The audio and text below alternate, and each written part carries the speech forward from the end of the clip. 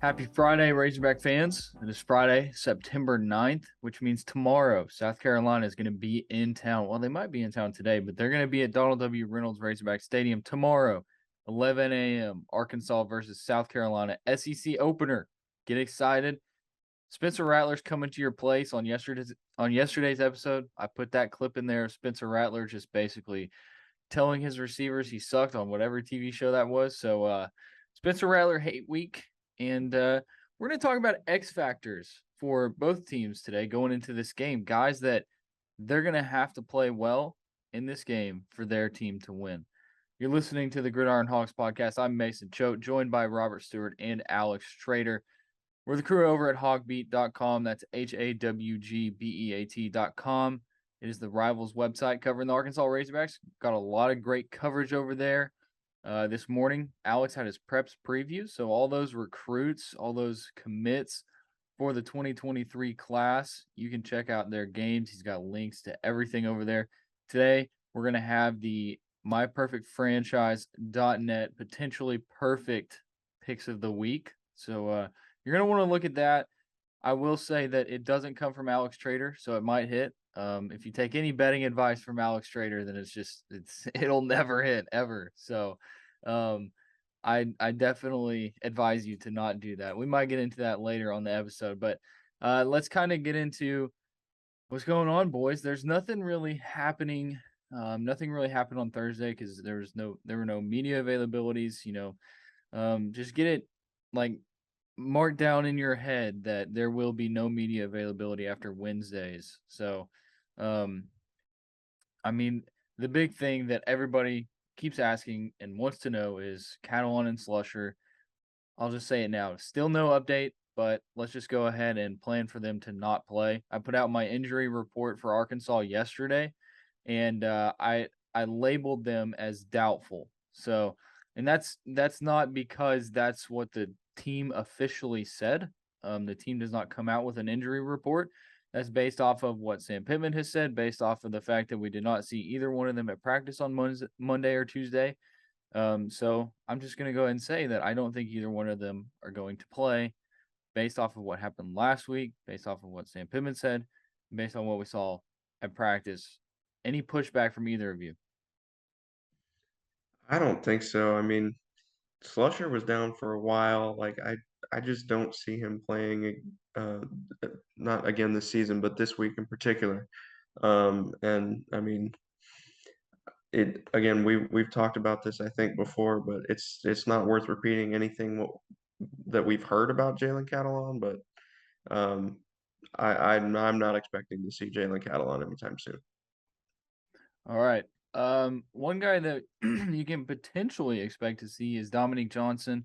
We've talked about him on the podcast quite a bit this week because he did get out of that green jersey, and that's a good thing for him. It really seems like he's just the definition of a game time decision. Whether or not he feels good enough on Saturday to play against South Carolina, it would be a boost to the Arkansas running back room against a South Carolina team that gave up 200 yards rushing to Georgia State. I think it was like 5 yards a carry in that game.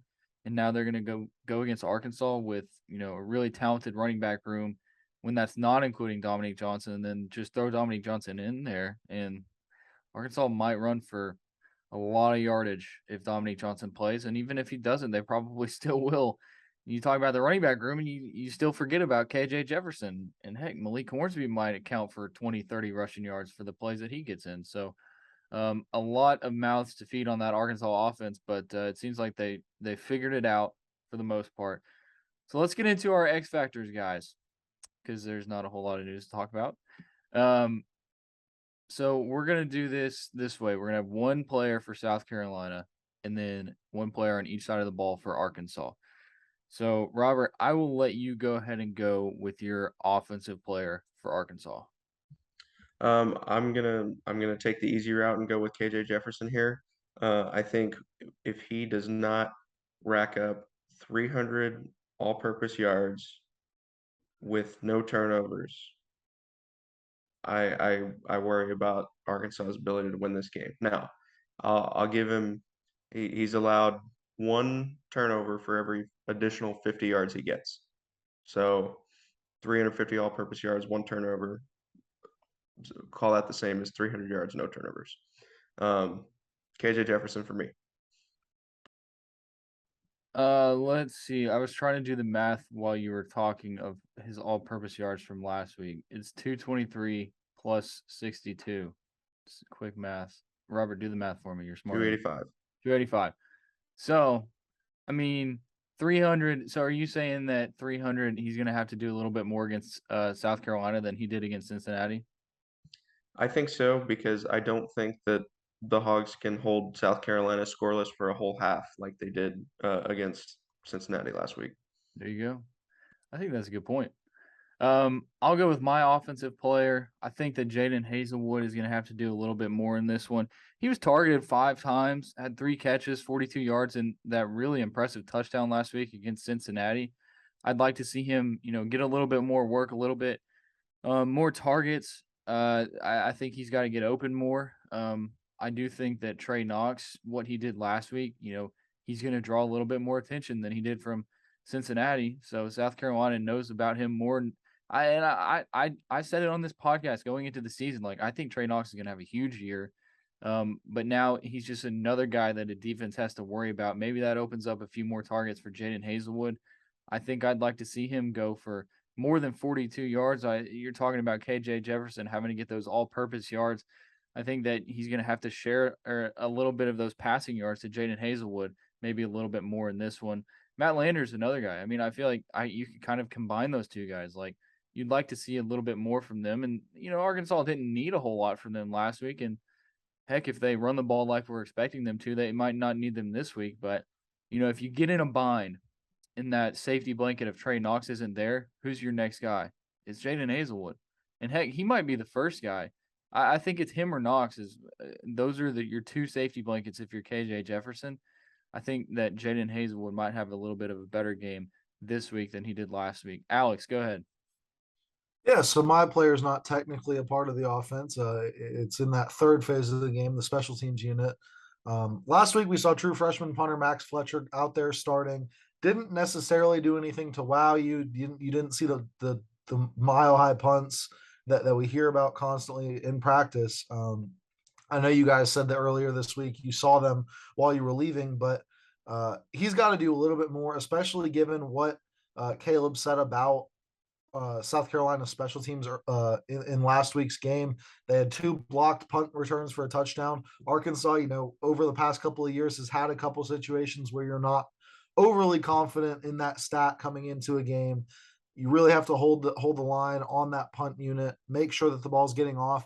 And then Max Fletcher has to be able to match the South Carolina punter. We heard he had a 79-yard punt last week. Not expecting that, but you have to be able to get the ball downfield and give your Arkansas defense a chance to be able to hold them and then win that field position battle. You're not going to do it with those shanks, those 20-yard punts, those even the 40-yard line drives. It's just not a recipe for success, and it's going to make it a lot more difficult for the Razorbacks in this one.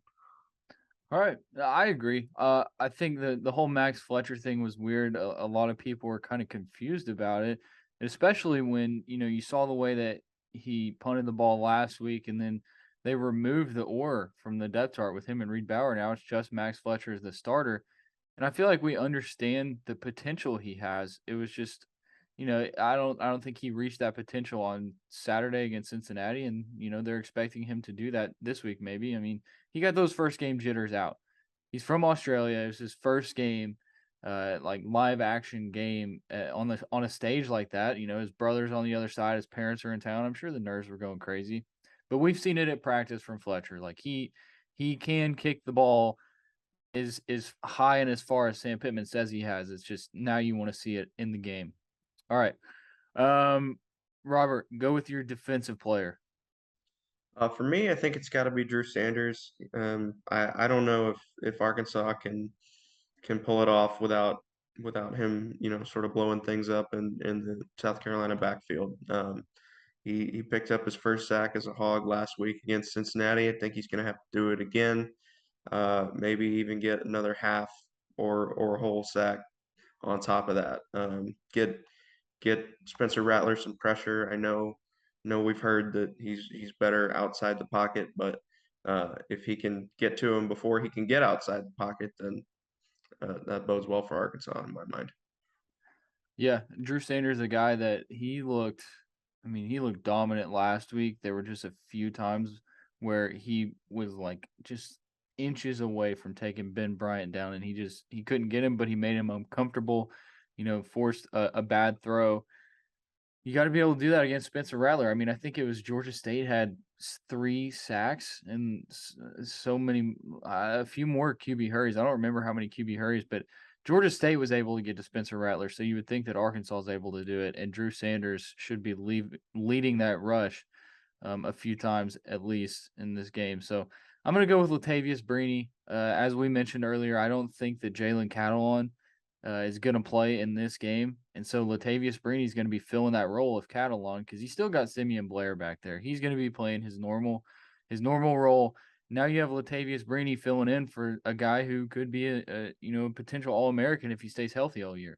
And so that's this specific scenario is why you bring in a guy like Latavius Brini. He played for Georgia last year, that incredible Georgia defense.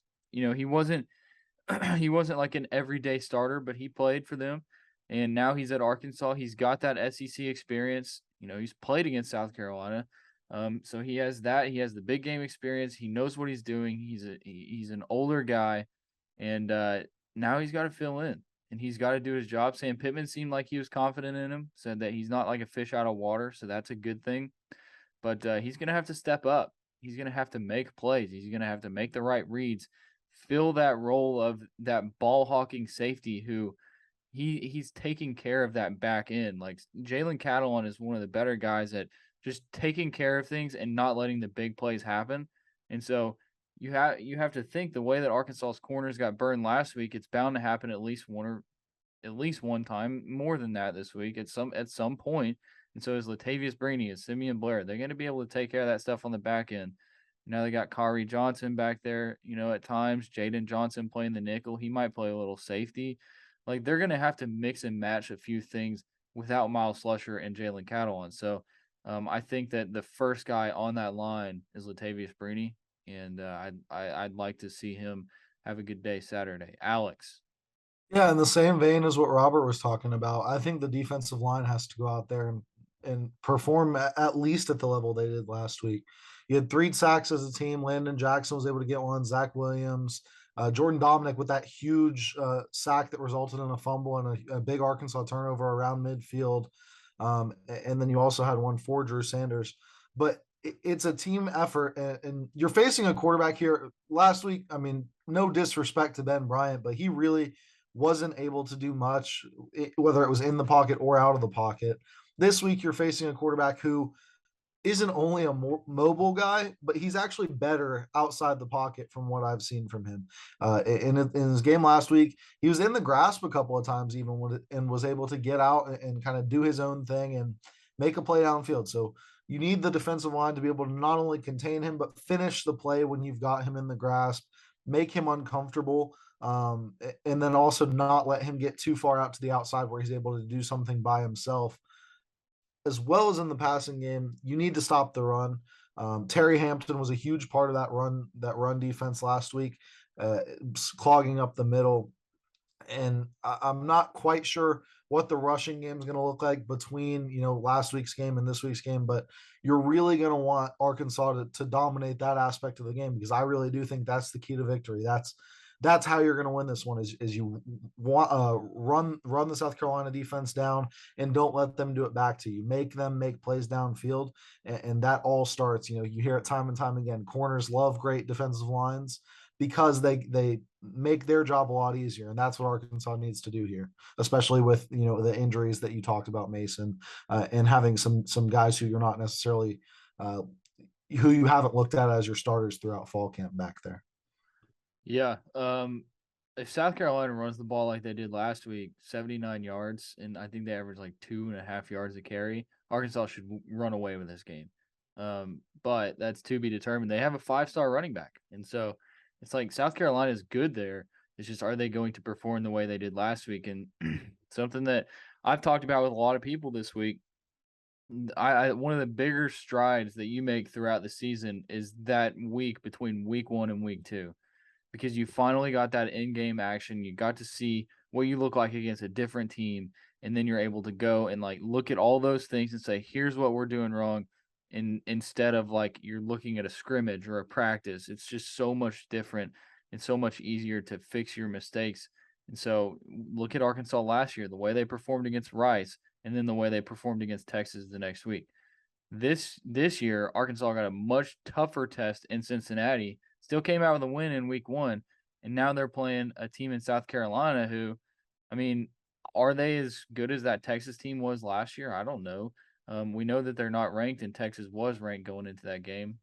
Take it with a grain of salt, because like Texas is always going to get ranked going into the Yeah, season. that aspect of it doesn't matter. Preseason rankings, this year they're favoring Arkansas, but generally speaking, you're going to look at them. You're going to have to look at them under a microscope, because you're going to always have Texas, Notre Dame. LSU was ranked in there last year after doing nothing the season before, so pretty comparable. Maybe that Texas team's a little bit better. Okay. It's tough. Like you said, I mean, preseason rankings don't mean anything. You've only seen one game from South Carolina, and we saw a whole season from that Texas team, so you can't really compare the two.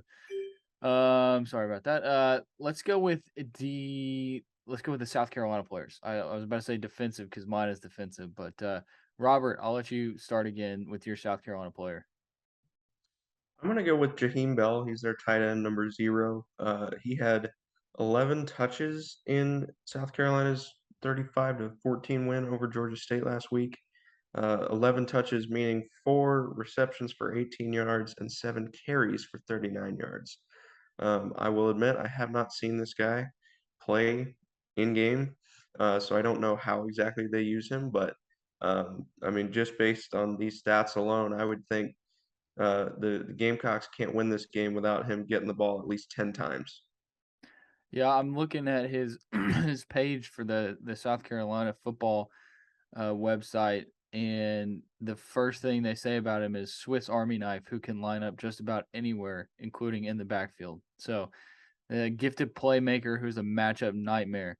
6'3", 232, athletic, explosive, versatile skill set. So, the South Carolina people are high on him. I'm sure that's one of those players that Arkansas is going to hone in on and try to limit him.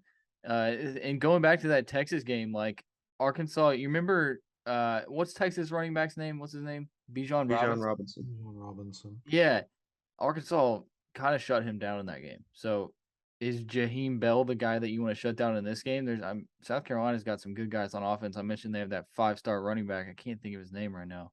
Alex, you know his name? I haven't delved too much into South Carolina recruiting. Let me. Are we talking about Marshawn Lloyd? Yeah, Marshawn Lloyd. That's the guy. 5-star. Yeah. He had 11 carries for 30 yards last week, for what it's worth. How many catches did he have though? He had some catches. Do you have that on hand? Looks like 2 grabs for 31 yards and a touchdown. There you go. I knew I saw the touchdown. So he scored on the ground and through the air last week. Wow. Okay. Well, there you go. Okay. My player, my X factor for South Carolina is going to be their true freshman safety, Nick Emanwori. The guy above him got hurt, and so now he's going to be starting. This is from Caleb Alexander. He had some critical plays against Georgia State, including an early 4th-and-1 stop in the red zone that stalled Georgia State's first drive. So, it's a true freshman safety. I think that Arkansas can kind of go at this guy, KJ Jefferson. I mean, he's experienced. He knows what he's doing. Is this a guy that you're going to be able to go after there on the back end? You got to get past some of the corners, or maybe if you have Nick Emanwori playing some man with somebody, then you go after him. And so it's a true freshman.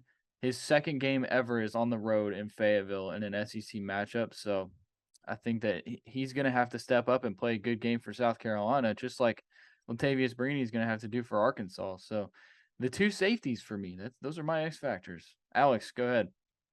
Yeah, where better to look than the quarterback? Spencer Rattler last week had a really impressive game against Georgia State, 23 of 37, 227 yards, so nothing crazy there, but he did make, like I said, a lot of nice throws on the run, was able to at least from what I saw, roll out and get the ball dropped over the defenders. Not quite sure how much that's going to translate because I don't really know what the talent of Georgia State's defensive backfield looks like. I'm going to assume Arkansas has an edge, but with the injuries, you know what assuming does. He did have 2 interceptions and not a great QBR, but the key here is going to be if he's able to get into his rhythm and, you know, he was a 5-star prospect for a reason. He was able to go out, have a nice season at Oklahoma his first year. Hasn't quite translated beyond that, but he does have the talent. So that's something you're always going to have to look out for if you're an opposing defense. And if he can get into a rhythm, take care of the ball, and force the action downfield, and beyond that, he's going to make plays. There's going to be a play or two where you're looking at Spencer Rattler and you're seeing him do something that makes you go, wow, that's just what happens with 5-star talent. You're also going to have some plays with Rattler from what we've seen that you're scratching your head going, why, how did this guy get a 5-star rating? What are people seeing him? Why was he the projected number 1 overall pick?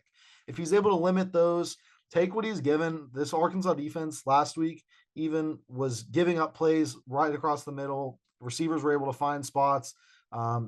If he's able to take what he's given, as well as forcing the action when he needs to, South Carolina is going to have a heck of a better chance than if he is able to go out and not do those things and turn the ball over like we've seen from him time and time again.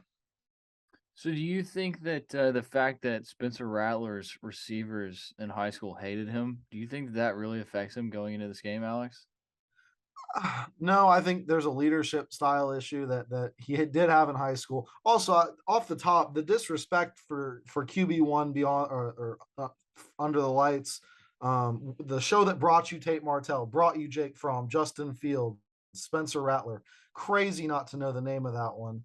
But wait, hold on. Did you just say it's behind the lights? QB1. I said QB1 yesterday. It's QB1 Oh, beyond the lights. That's literally what I said. QB1. I wasn't on the one yesterday. Earlier in this one, you said whatever that show is. Yeah. Well, I'm sorry. I said it yesterday. So fair. But regardless, I think there has been, even in his time at Oklahoma, you saw some leadership issues. Has he fixed those? I'm not sure. He did have a receiver go transfer to go play with him in South Carolina, but he's an interesting cat. He really did look like a scumbag on the show. Granted, high school kid, you don't want to judge him too much. That's a lot of attention being put on him.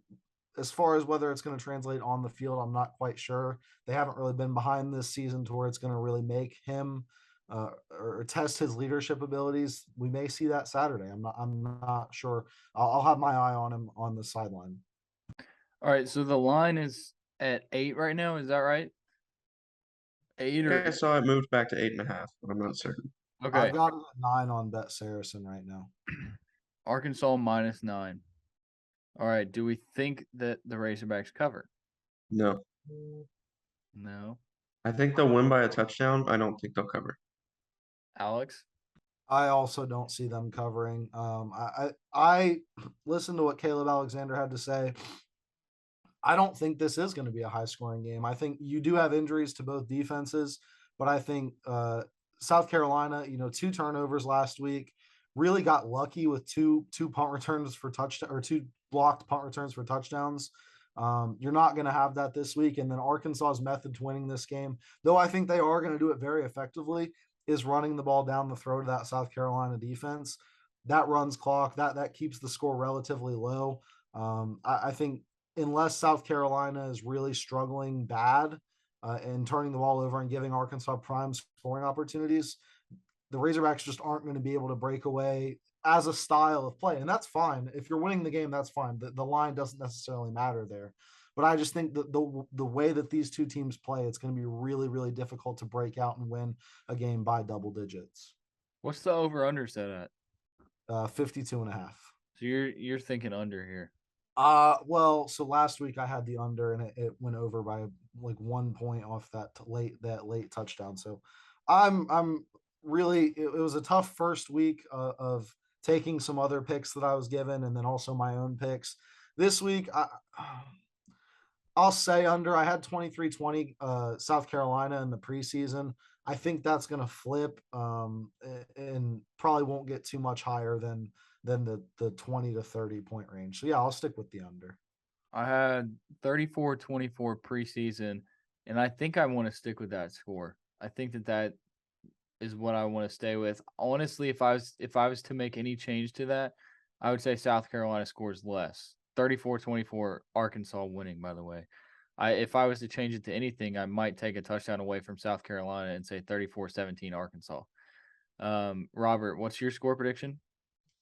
I think I changed from 24-23 in the preseason to 27-20. So I'm sticking with the under. Arkansas wins both times, by the way. Sticking with the under, though I do think it's probably going to come down to the wire, at least as far as the over/under goes. All right. You know, Bet Saracen has these player props. You guys want to talk about those? Alex, do you have it pulled up? I can pull it up. I think I I have it. do have it pulled up. I looked at them a little bit earlier. Some of these are kind of fun. And of course, we cover the team, so we don't bet on the team, but these would be fun. Maybe we can give some of these listeners a few pointers, maybe what we would take if we were to bet. I looked at it this morning, and I think there's a couple that are more favorable that are plus odds. So Cam Little plus 120 for his longest field goal made to be over 36.5 yards. I would take that. You know, that one. I like that one. I like Jaden Hazelwood plus 120 for over half a receiving touchdown. And then I also like Trey Knox plus 150 for over half a receiving touchdown. Those are the ones that, if you're talking about plus odds, that I think that there's a good shot at those hitting. Alex? Yeah, I think I would have liked to have seen. Oh, there is a Drew Sanders one now. I think Drew Sanders over 1.5 sacks is a lot. I would have liked to have gotten that one, at half a sack, because I do think he's going to really cause some problems for that South Carolina offensive line. I wouldn't be surprised, even though the Hogs are going by committee in this one, likely from the running back position, if we saw, like I said, I think the key to this game is Arkansas running the ball down the throat of the South Carolina defense. That means not making mistakes with the ball in the red zone. So I think you're going to see them run the ball a lot down in that red zone, not trying to force the action too much. Rocket Sanders over 1.5 receiving or 1.5 rushing touchdowns at plus 200 seems like something that even though it's going to be done by committee, he is that lead back. I wouldn't be surprised to see him do that. Yeah, there's also other things like KJ Jefferson over half a rushing touchdown. That's at minus 130. KJ over 222 or 225.5 passing. That's minus 110. Trey Knox over 55.5 receiving. There's a bunch of stuff here on Bet Saracen. I like KJ 6.5 or 66.5 rushing yard or 65.5 rushing yards. Excuse me. Yeah, I think that's something that you really can't account for, and it's something that he feels comfortable going out and doing. yeah, no, I agree. Before we let everybody go, I want to remind you about myperfectfranchise.net.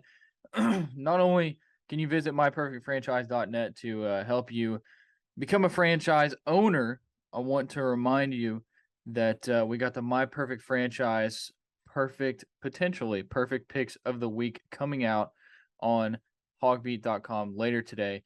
But if you're a displaced corporate executive and you want to put your career in your own hands, or you're an experienced entrepreneur and you want to diversify, Andy Ledecky can help. He's a longtime Rivals member and franchise veteran.